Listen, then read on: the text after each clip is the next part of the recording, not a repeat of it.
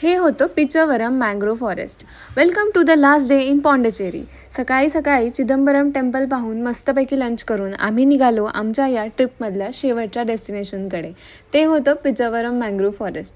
तिथे पोचलो तेव्हा अजिबातच गर्दी नव्हती आणि आजूबाजूला एक वेगळीच शांतता होती. तिकीट काढलं आणि आम्ही 6 जण एका छोट्याशा लाकडी मॅन्युअल बोटमध्ये बसलो आणि मग त्या माणसाने मस्तपैकी नाव वल्लवत आम्हाला अगदी जंगलाच्या आत नेलं. आपण टी व्हीवर अमेझॉनचं घनदाट जंगल पाहतो ना, अगदी तसंच काहीसं वाटत होतं.